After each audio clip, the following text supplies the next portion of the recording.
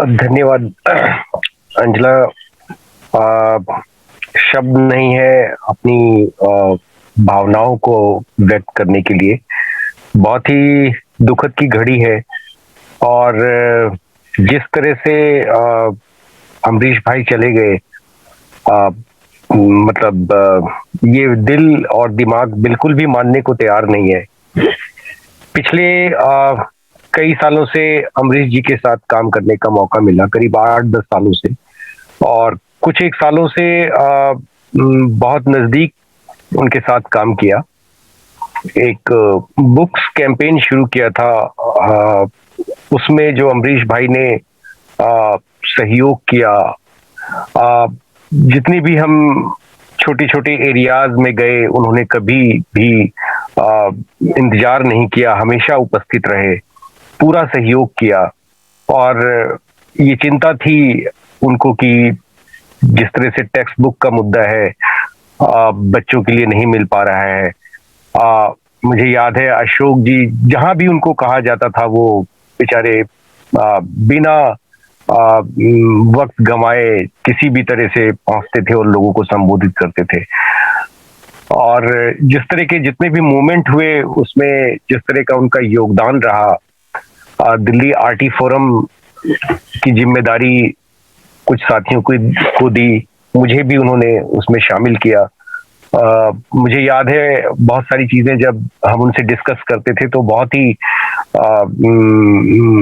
उमंग से भरे हुए, बहुत ही तेज से भरे हुए कहते थे, सब कुछ ठीक हो जाएगा राजीव, ये चीजें चलती रहती हैं, हमें चिंता नहीं करनी है, हमें शिक्षा पे बढ़ते रहना है।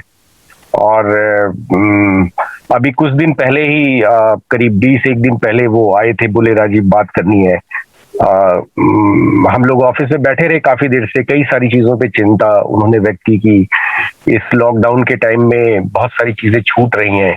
हालांकि हम लोग कोशिश कर रहे हैं कि वो साथ ना छूटे इस घड़ी में भी, इसलिए बहुत सारे वेबिनार हम आयोजित करते हैं और कर भी रहे हैं कि लोग एक साथ रहें।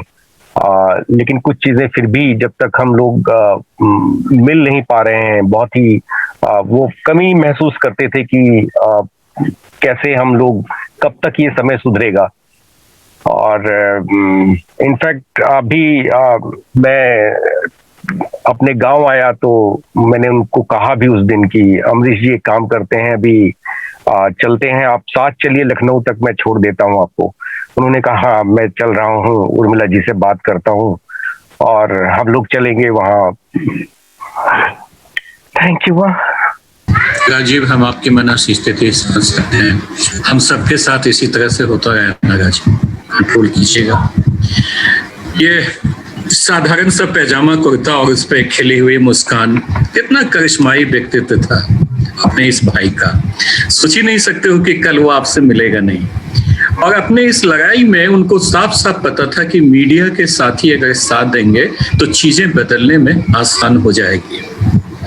इस क्रम में जो एक सबसे सीनियर जर्नलिस्ट उर्मिलेश जी रहे, उन्होंने बहुत साथ दिया। बहुत बात है कि आज इस दुख की घड़ी में, और मैं दुख नहीं कहता हूं क्योंकि ये एक ऐसी जिंदगी के बारे में बात कर रहे हैं जिसने एक एक पल को जिया और लोगों को जीना सिखाया। आइए बात करते हैं उर्मिलेश जी से।